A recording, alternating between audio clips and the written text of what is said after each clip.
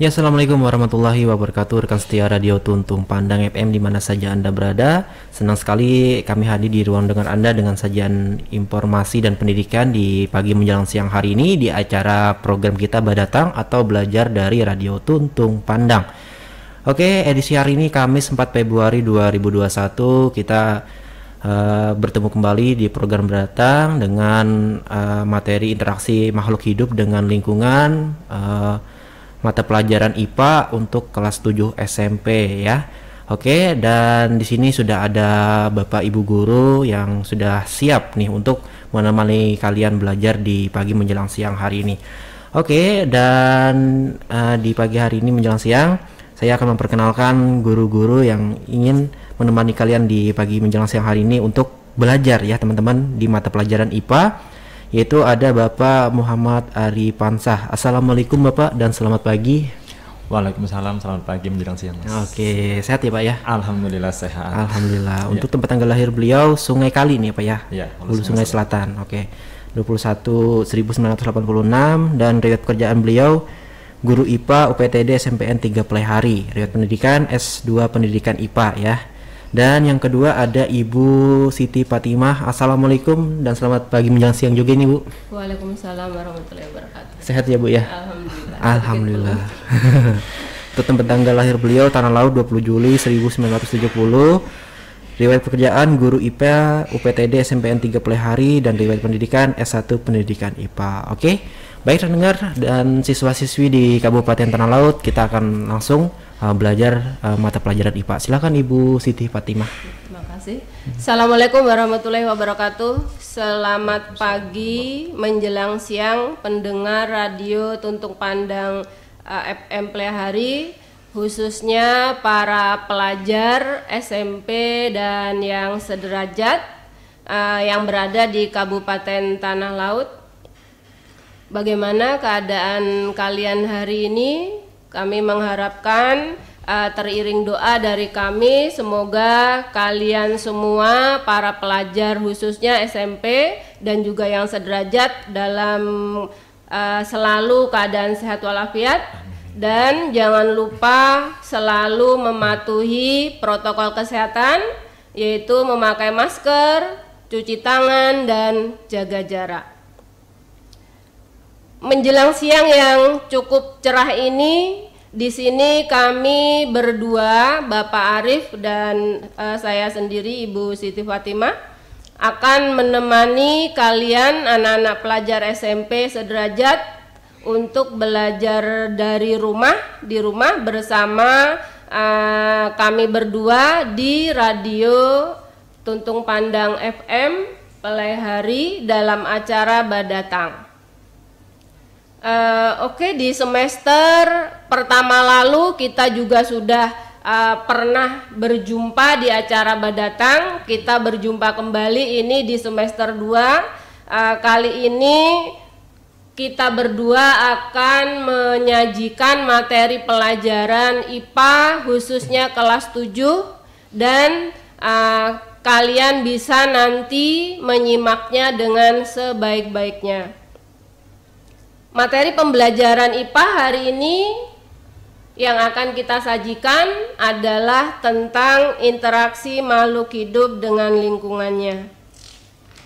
Baik, sebelum materi akan dijelaskan nanti, terlebih dahulu kalian bisa siap-siap dulu di depan radio masing-masing, buka channel Radio Tuntung Pandang Plehari, siapkan buku pelajaran, alat tulisnya ya, sambil kalian menyiapkan, mari kita dengarkan dulu sedikit lagu untuk kalian agar kalian lebih bersemangat. Silakan operator.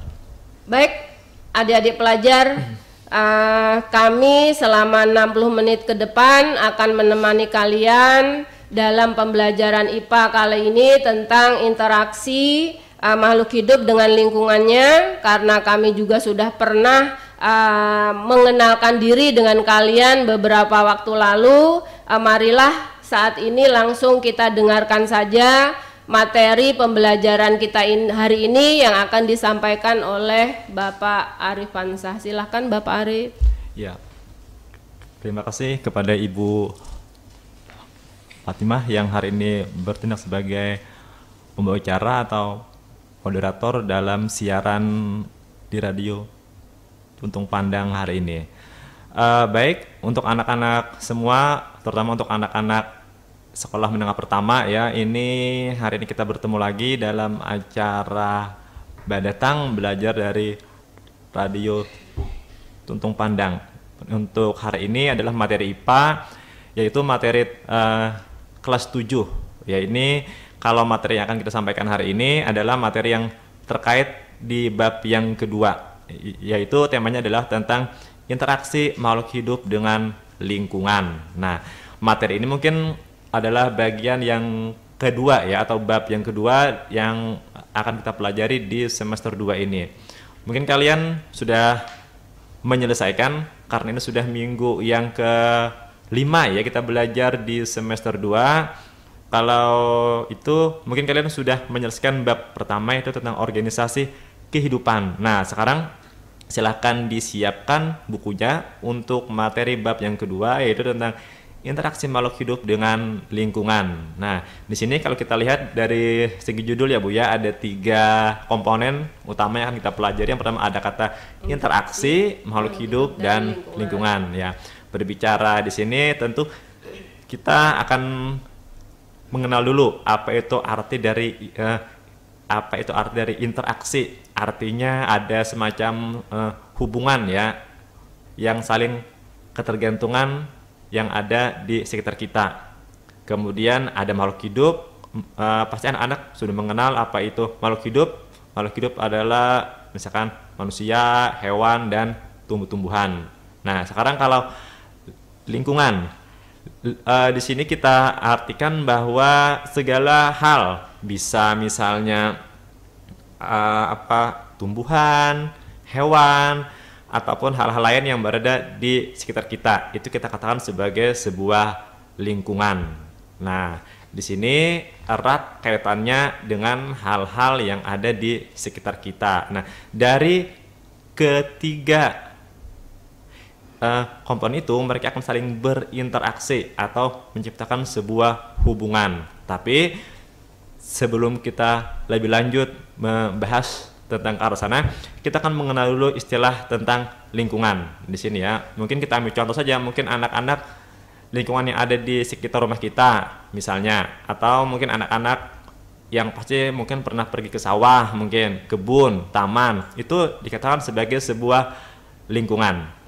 Kita ambil contoh yang familiar saja, misalkan sawah. Anak-anak pasti pernah ke sawah. Nah, seperti kita tahu di sawah mungkin ada apa saja yang mungkin yang bisa anak-anak lihat di sawah misalnya Bu, di sawah itu? Misalnya padi, ya, katak, rumput-rumput, jangkrik dan lain sebagainya. Jangkrik, hewan-hewan di sana ya. Nah, seperti yang disampaikannya tadi, seperti misalkan padi, ada jangkrik, katak, misalkan juga ada ikan, biasanya ikan, misalkan atau rumput, itu adalah bagian dari lingkungan atau komponen yang terdapat di dalam sebuah lingkungan. Nah, baik padi, jangkrik, ataupun juga katak, rumput itu dikatakan sebagai makhluk hidup. Nah, komponen yang menyusun lingkungan yang berupa makhluk hidup itu dikatakan sebagai lingkungan biotik atau makhluk hidup. Nah, jadi mungkin di sini anak-anak akan mengenal hal baru lagi, itu ada komponen biotik. Artinya adalah komponen yang berupa makhluk hidup. Tadi kalau di sawah tadi misalkan ada padi, katak, ikan, rumput, ataupun juga jangkrik misalkan, atau ada burung pipit atau yang lain-lain. Nah, sekarang apakah yang di sawah itu hanya ada makhluk hidup saja? Tentunya tidak. Pasti tidak ada ya. Makhluk hidup. Pasti ada makhluk yang lain selain makhluk hidup. Yang lain, betul. Misalnya apa Bu? Misalnya seperti apa? Misalnya kayak padi itu kan hidupnya di tanah. Berarti ada tanah ya. Ya, berarti yang lainnya itu adalah yang tak hidup, adalah tanah sebagai tempat tumbuhnya tanaman padi tadi. Ya. Kemudian selain tanah, padi itu memerlukan yang lainnya, yaitu misalnya adalah air untuk proses pertumbuh kembangnya. Iya. Nah, seperti yang disebutkan tadi bahwa seperti misalkan padi perlu tanah, misalkan air, juga kalau kita sering pergi ke sawah kan di sana juga kalau pagi hari misalkan ada angin bertiup di sana, kemudian juga ada kalau tengah hari kadang terasa panas. Nah, cahaya matahari itu dikatakan sebagai komponen lingkungan yang ada di sawah, tetapi dia bersifat tak hidup. Nah, kalau komponen lingkungan yang bersifat tetap hidup itu dikatakan sebagai komponen abiotik. Misalkan tadi seperti tanah, air, udara misalnya, terus ada lagi misalkan di sana ada batu misalkan dan yang lainnya. Nah, itu dulu mungkin yang bisa kita lihat dulu di sini dari pengertian lingkungan tadi. Ada dua komponen utama lingkungan. Yang pertama adalah komponen biotik, artinya adalah komponen yang berupa makhluk hidup seperti tumbuhan, hewan, misalkan cacing nanti di sana, atau alga kalau di laut, kalau di sungai ya, atau di air. Kemudian juga ada komponen abiotik atau yang berupa komponen makhluk tak hidup seperti cahaya matahari, misalnya air, batu, udara, dan lain-lainnya. Ya, berarti bisa kita simpulkan ya, bahwa lingkungan itu ada dua komponen. Ya, yang pertama adalah komponen biotik. Maksud dari komponen biotik itu adalah komponen yang di dalamnya terdiri dari kumpulan makhluk-makhluk hidup. Ya. Tadi sudah diberikan contohnya. Kemudian yang kedua adalah komponen abiotik, di mana komponen abiotik ini adalah komponen yang di dalamnya terdiri dari kelompok makhluk tak hidup. Walaupun dia tidak hidup, dia merupakan sesuatu hal yang sangat penting yang diperlukan oleh makhluk hidup untuk kelangsungan hidupnya. Ya, ini tadi penjelasan yang diberikan oleh Bapak Arif Fansah. Untuk menunggu penjelasan berikutnya tentang interaksi makhluk hidup dengan lingkungannya, kalian jangan meninggalkan tempat, harus tetap berada di depan radio masing-masing ya.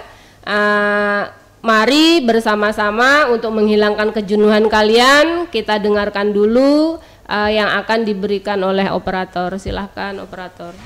Oke, siswa-siswi di mana saja kalian berada, tadi sudah dijelaskan oleh Bapak Ibu Guru ya kan interaksi makhluk hidup dengan lingkungan ya, yang mana komponen lingkungan tadi ada dua ya Bapak ya, ada komponen biotik yaitu makhluk hidup berserta contohnya tadi sudah dijelaskan juga, dan yang nomor duanya komponen abiotik ya, bukan makhluk tidak hidup ya Pak ya. Iya, oke. Tak hidup ya. Iya.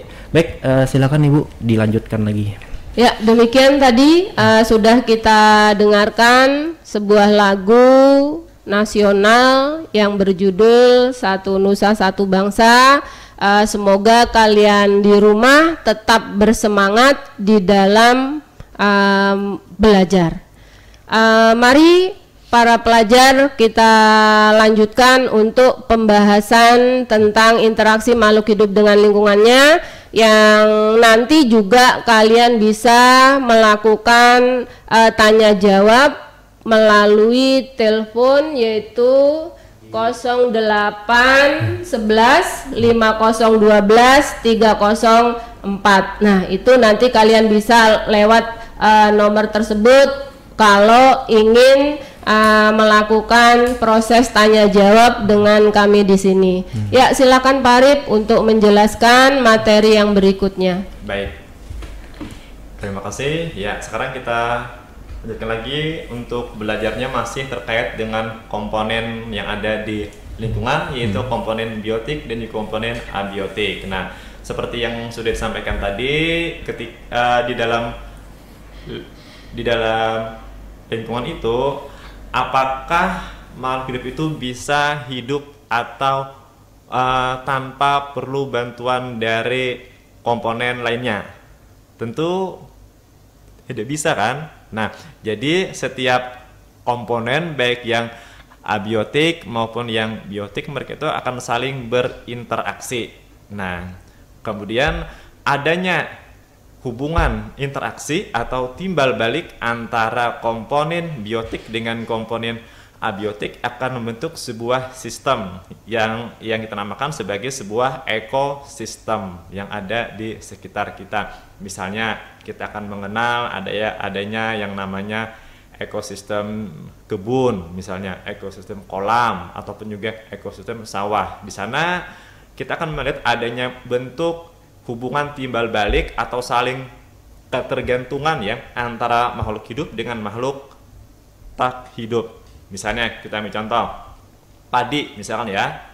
Padi itu apakah dia bisa tumbuh dengan sendirinya? Tentunya tidak, Tentunya harus tidak. ada media untuk dia tumbuh. Iya. Misalnya adalah tanah. Iya, tanah. Nah, tanah tadi kan sebagai komponen abiotik, dia akan berinteraksi dengan tanaman padi. Nah, selain tanah, misalnya padi juga bisa berinteraksi dengan Udara. yang ada di sekitar sinar Sinar matahari matahari. untuk melakukan proses Fotosintesis. fotosintesis ya. Nah, kemudian contoh lainnya misalkan yang ada di sana, kalau misalnya ada ikan sebagai makhluk hidup, kalau kita yang berada di lingkungan sawah, berarti ikan perlu komponen abiotik air untuk hidup. Ya, betul kan? Iya. Nah, itu namanya hubungan saling ketergantungan ya antara makhluk hidup. Nah, seperti yang kita sampaikan di awal tadi bahwa hubungan timbal balik antara komponen biotik dengan abiotik akan membentuk sebuah sistem namanya ekosistem. Nah, sekarang di dalam sebuah ekosistem itu terdapat 3 komponen utama. Yang pertama ada padi tadi sebagai produsen. Terus yang kedua ada lagi sebagai konsumen. Kemudian yang ketiga ada pengurai. Ya, betul. 100 untuk masnya sini. Ya. Nah, itu contoh komponen yang ada di ekosistem yang ada di sawah misalnya. Nah, sekarang kita akan membahas yang satu persatu dari 3 komponen itu. Yang pertama adalah produsen, artinya adalah kalau bahasa sehari-hari adalah yang membuat atau yang mengolah bahan makanan. Di sini kalau di lingkungan sawah adalah padi, misalkan ya, rumput, misalkan atau yang lainnya. Kemudian padi itu akan dimakan oleh, biasanya kalau di sawah padi dimakan apa biasanya? Tikus, misalkan, terus burung pipit, misalkan, terus ayam misalkan, terus kalau di sawah nggak ada ayam. ayamnya sesat mungkin bisa ada. Ayam nyasar. Ayam yang nyasar ya. Nah, itu kan kalau yang dia makan adalah bijinya kan. Nah, sebelum menjadi biji biasanya ada lu yang memakan padi itu ulat.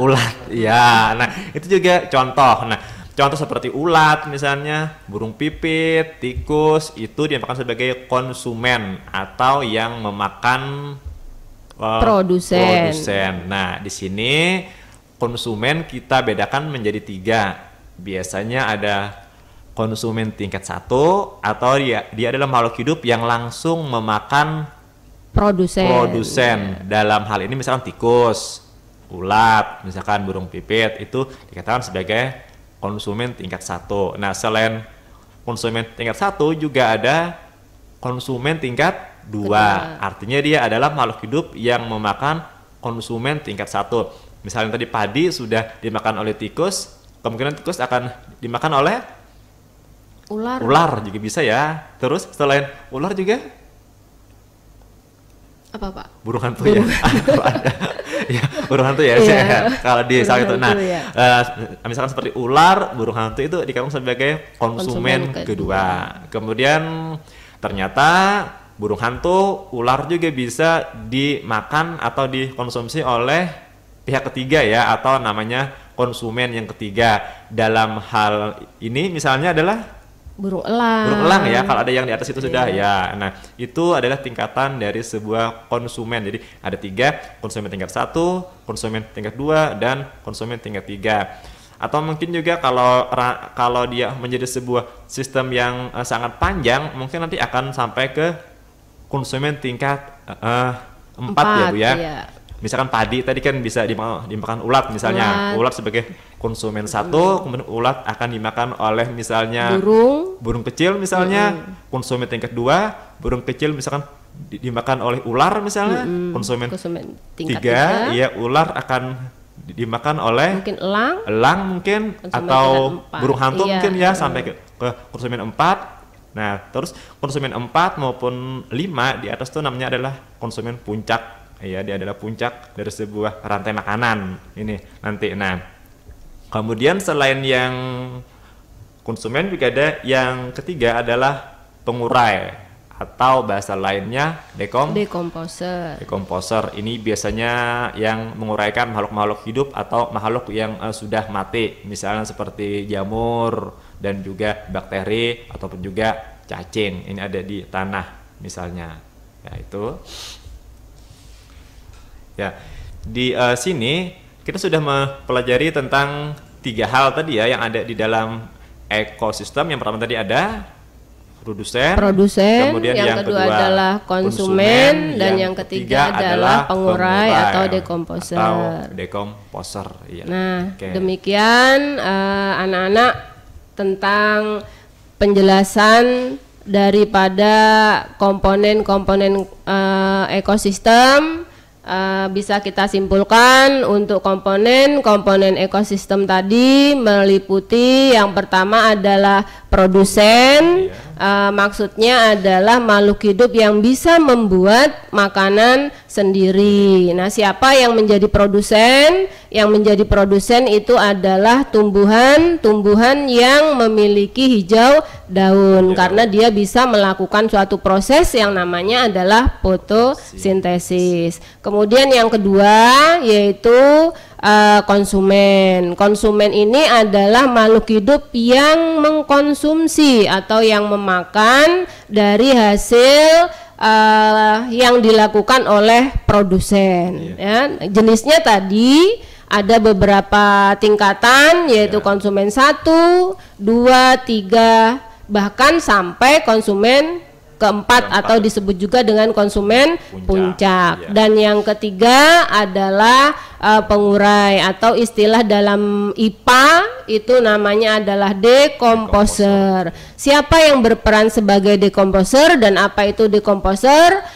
Dekomposer itu adalah mereka yang bertugas menguraikan apa saja sisa-sisa yang dihasilkan oleh makhluk hidup atau lingkungan tadi. Siapa yang berperan? Misalnya adalah jamur, cacing, bakteri. Nah, mungkin untuk jenis-jenis dari bagian-bagian dari ekosistem, komponen-komponen ekosistem, nanti kita akan lanjutkan penjelasan berikutnya. Kita akan dengarkan dulu apa yang akan diberikan oleh operator. Silakan operator.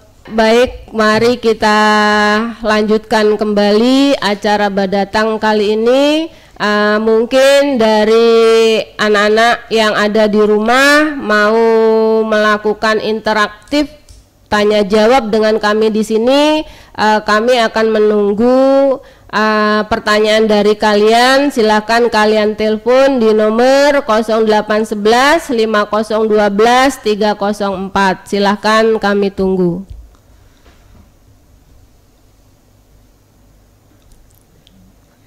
Ya, mungkin kalau tidak ada, tadi sudah dijelaskan oleh Bapak Arif.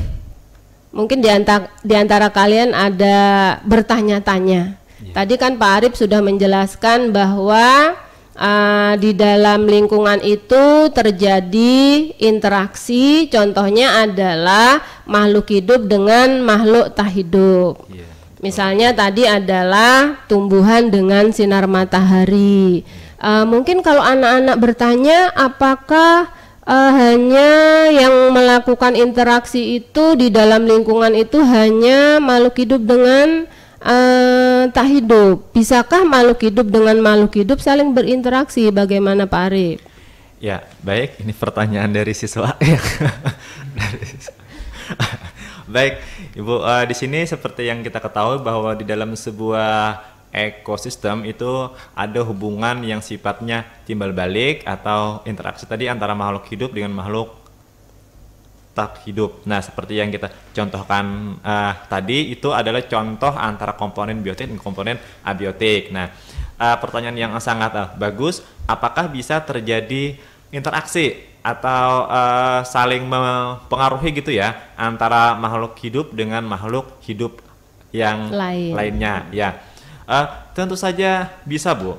Ya, untuk anak-anak juga bisa. Misalkan tadi dalam sebuah proses atau dalam sebuah ekosistem yang ada di sawah tadi, misalnya padi akan dimakan oleh tikus. Nah, itu kan padi dengan tikus itu contoh saling ketergantungan antara makhluk hidup dengan makhluk hidup. Nah, ketika mereka saling ketergantungan dan saling memerlukan, misalkan padi dimakan tikus, tikus dimakan ular, ular akan dimakan elang. Nah, itu akan membentuk sebuah sistem yang berupa, kalau kita tarik garis ya, adalah garis yang lurus itu dikatakan sebuah rantai makanan ya, atau peristiwa makan dan dimakan antara makhluk hidup yang sifatnya saling mempengaruhi, dan di sini juga akan terjadi proses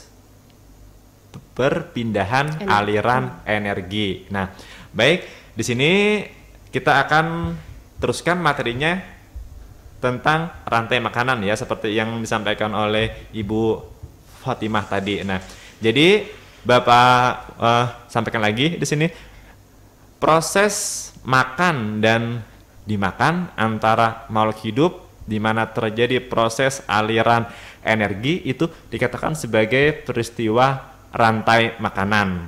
Nah, sekarang yang menjadi pertanyaan, apakah satu tumbuhan tadi, misalnya padi, apakah hanya bisa dimakan oleh satu makhluk hidup saja?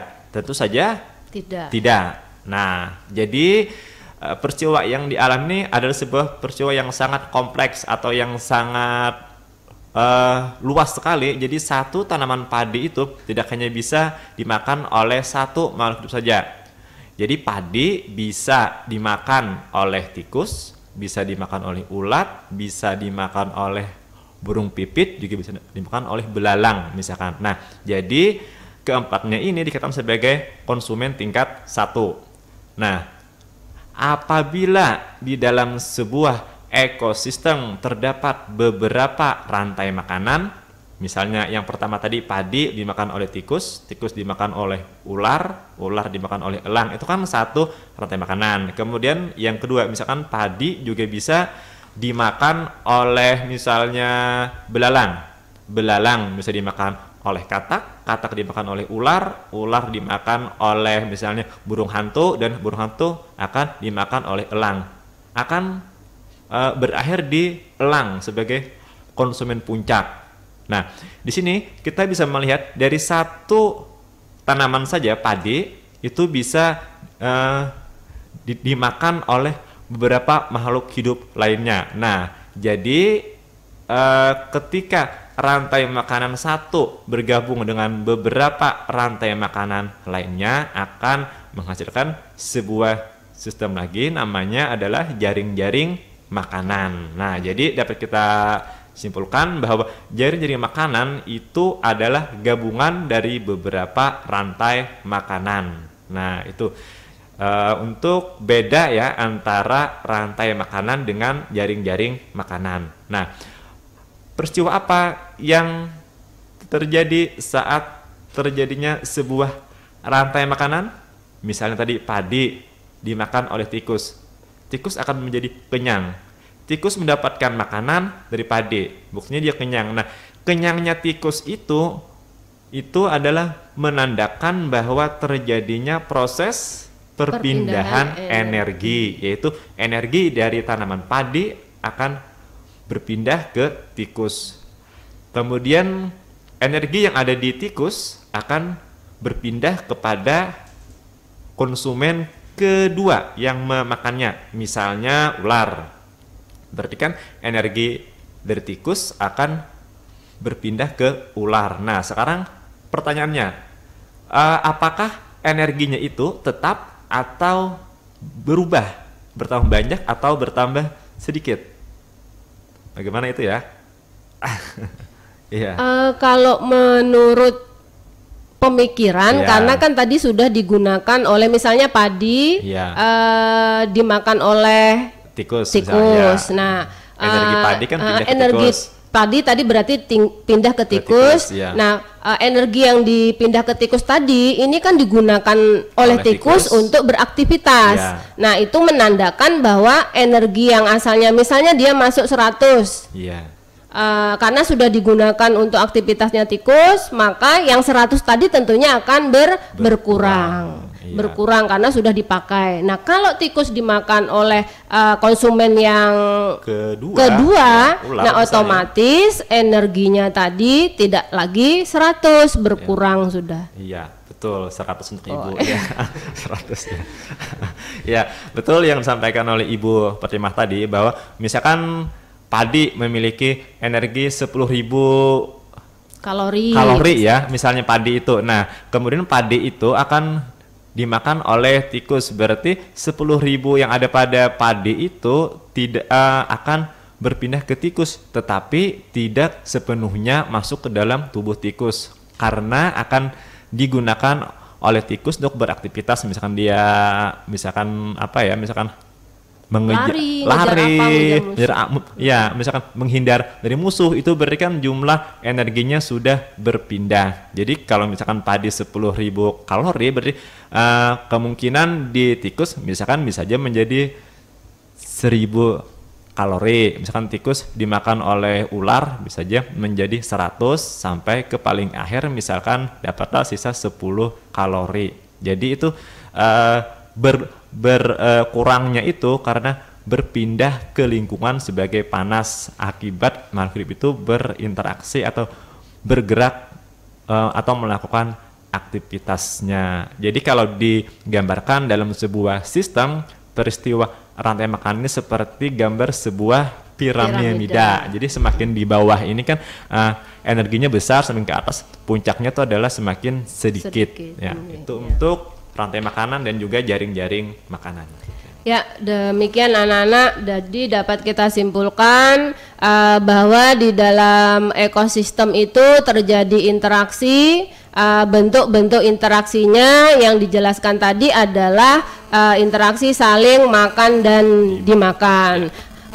Untuk interaksi saling makan dan dimakan ini yang kita kenal adalah rantai makanan. Kemudian apabila rantai makanan itu membentuk suatu sistem yang saling berhubungan, maka rantai makanan akan membentuk suatu sistem yang namanya adalah jaring-jaring makanan. Nah, di dalam sistem tadi akan terjadi aliran energi atau perpindahan energi dari produsen ke konsumen satu sampai nanti terakhir pada konsumen puncak, dan yang paling terakhir lagi adalah pada pengurai. Nah, demikian dulu untuk materi hari ini. Mungkin Bapak Operator bisa menyajikan sesuatu agar anak-anak di rumah tidak bosan karena masih ada beberapa saat lagi. Baik adik-adik pelajar, kami yakin kalian masih berada di depan radio masing-masing, tetap semangat untuk mengikuti acara Badatang hari ini tentang pembelajaran IPA, yaitu interaksi makhluk hidup dengan lingkungannya. Mari kita bersama-sama lanjutkan penjelasan materi tersebut yang akan dilanjutkan oleh Bapak Arif. Silahkan Bapak Arif. Baik, terima kasih kepada Ibu Fatimah.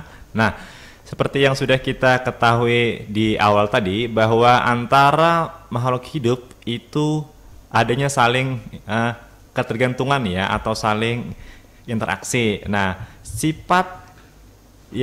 sifatnya ini bisa bersifat saling menguntungkan, bisa merugikan, bisa juga tidak ada untung, dan yang satu juga tidak dirugikan ya. Mungkin kita ambil contoh di sini. Misalnya padi, daunnya atau masih yang daunnya itu dimakan oleh ulat. Nah, dalam hal ini kira-kira menurut Ibu yang ada tidak makhluk hidup yang diuntungkan dengan yang dirugikan? Kalau dilihat dari peristiwa itu, padi daunnya dimakan oleh ulat. Iya. Kemudian apakah ada yang diuntungkan atau yang dirugikan? Iya. Kalau dilihat dari sini berarti ulat itu untung. Iya. Kenapa dikatakan untung? Karena dia mendapatkan makanan berupa daun padi tadi. Iya. Nah, kemudian bagaimana dengan padinya? Kalau dilihat itu berarti kan padi daunnya rusak, Iya. berarti dia rugi. Rugi ya. Nah, rugi karena rusak tadi, akhirnya akan mengganggu proses pertumbuhan berikutnya. Nah, itu baik anak-anak, itu adalah contoh bentuk interaksi atau antara makhluk hidup dengan makhluk hidup yang lainnya. Nah, interaksi seperti yang terjadi pada daun padi dengan ulat itu merupakan contoh dari interaksi yang sifatnya merugikan. Kalau dalam IPA itu dikatakan sebagai sebuah simbiosis, yaitu hubungan timbal balik antara dua jenis makhluk hidup atau lebih. Ya, di sini kita mengenal ada 3. Yang pertama ada yang dikatakan sebagai yang contoh tadi, yang padi memakan daun padi dimakan ulat, itu ulat untung, sementara padi akan dirugikan. Itu contoh simbiosis yang sifatnya satu untung, satu dirugikan. Namanya adalah apa, Bu? Parasitisme. Itu satu contoh simbiosis parasitisme, satu untung dan yang satu dirugikan. Nah, kemudian contoh yang kedua, Bu, misalnya padi ya, kita masih di sawah saja karena anak-anak semua pasti tahu dengan padi ini. Padi, misalkan saat dia masih menjadi ada bunganya itu kan. Nah, biasanya apa yang hinggap di bunga padi itu biasanya? Biasanya ada kupu-kupu. Ada kupu-kupu juga ya. Misalnya ada lebah juga kadang ya. Nah, kira-kira lebahnya itu mengganggu atau tidak ya itu ya? Kalau dilihat itu kelihatannya tidak mengganggu. Iya. Karena maksud dari lebah itu dia mengambil sari dari madu ya, katakanlah madu dari bunga padi tadi. Atau bunga yang lainnya, Bu, atau ya. bunga yang lainnya. Kalau dia dihinggap di bunga-bunga yang lainnya. Nah, itu tidak mengganggu. Lebah untung, justru bunga tadi juga untung. Kenapa untung? Karena mungkin saat dia hinggap ada serbuk sari dari bunga tersebut nempel di kaki kupu-kupu atau lebah tadi. Nah, dia hinggap ke bunga lain, maka itu nanti akan membantu dalam proses penyerbukan. Istilah dalam biologi itu adalah penyerbukan. Ya, salah satu dari proses perkembangbiakan pada makhluk hidup. Ya, betul sekali, Bu. Berarti ketika ada misalkan kupu-kupu, lebah itu sebagai makhluk hidup hinggap di sebuah bunga, misalkan jenis tanaman apa, misalkan bisa bunga, misalkan bunga mawar atau bunga melati atau yang lainnya, atau bunga misalkan ya macam-macam bunga yang ada di halaman kita, itu sebetulnya terjadi sebuah interaksi juga atau hubungan timbal balik, tetapi sifatnya yang keduanya itu saling menguntungkan. Seperti yang sudah dijelaskan tadi bahwa kupu-kupu ataupun lebah tadi dia mendapatkan nektar ya atau makanan, kemudian bunga juga akan dibantu proses penyerbukannya. Jadi keduanya sama-sama untung. Nah, simbiosis yang satu untung sedangkan yang satu juga untung tuh dikatakan sebagai mutualisme atau simbiosis yang satu untung dan yang satu juga untung atau sama-sama diuntungkan. Nah, jadi di sini ada dua, sudah ada mutualisme yang sama-sama diuntungkan dan juga parasitisme, satu untung dan juga satu dirugikan. Nah, kemudian ada lagi jenis hubungan yang lainnya masih terkait dengan simbiosis. Misalnya gini, Ibu punya tanaman anggrek Bu atau tanaman paku di rumah? Punya ya. Nah, biasanya kan tanaman anggrek, paku itu kan biasanya hidup menempel di pohon ya, misalkan di pohon mangga atau pohon yang lainnya itu. Nah, kira-kira itu tanaman paku atau tanaman anggrek itu mengganggu atau tidak ke tanaman itu ketika dia menempel itu? Kalau anggrek Iya. itu sifatnya tanaman yang kecil. Kecil ya. Nah, kalau dia berada di bawah, misalnya di Iya. tanah, tentunya dia akan terlindung dari pohon-pohon yang besar, Iya. sehingga dia tidak bisa kena sinar matahari. Nah, Iya. kalau dia tidak bisa kena sinar matahari, maka dia nggak bisa berfotosintesis, akan mengganggu kelangsungan hidupnya. Nah, makanya dia harus menempel pada pohon yang lebih tinggi. Nah, pohon yang ditempeli itu tidak dirugikan karena dia hanya sebagai anggrek tadi hanya sebagai numpang hidup, Iya. mencari Tempat, sinar ya. matahari supaya dia bisa terjangkau oleh sinar matahari sehingga bisa melakukan suatu proses yang namanya adalah fotosintesis. Ya. Nah, sedangkan yang ditumpangi juga tidak rugi karena anggrek tadi tidak mengambil zat-zat makanan ya. zat-zat Makanannya ya. unsur zat-zat makanan dari pohon yang ditumpangi tadi. Iya, betul. Untuk Ibu dapat nilai 100 lagi ya. Hore. Ya. Baik, untuk tanaman anggrek ataupun juga tanaman paku itu ketika menempel di sebuah pohon, misalkan di pohon mangga, dia itu sifatnya memang tidak merugikan karena tanaman anggrek maupun paku itu dia hanya menumpang hidup saja tanpa mengisap atau mengambil sari-sari makanan. Jadi tanaman anggrek atau paku itu dia merasa diuntungkan karena dia mampu dia punya tempat hidup. Kemudian tanaman mangga atau tanaman lainnya tidak dirugikan, juga tidak diuntungkan. Nah, jenis seperti ini namanya adalah komensalisme. Jadi ada 3 dulu tadi, mutualisme, parasitisme, komensalisme. Kemudian ada lagi jenis yang keempat, yaitu yang keempat ini biasanya kalau kita di padang-padang rumput ya, di padang rumput itu, atau kan kita kadang menanam rumput yang runcing atau yang tajam, kadang yang di halaman rumah itu biasanya. Nah, itu kan biasanya kalau kita menanam jenis rumput itu, kalau kita tanam biasanya tumbuhan lain jarang hidup. Itu kan biasanya itu. Nah, atau kadang di sebuah padang luas, misalkan kalau ada tanaman ilalang, pasti muncul ilalang terus, sementara tanaman lainnya itu tidak bisa muncul. Tidak bisa muncul. Itu juga bentuk hubungan ya antar makhluk hidup.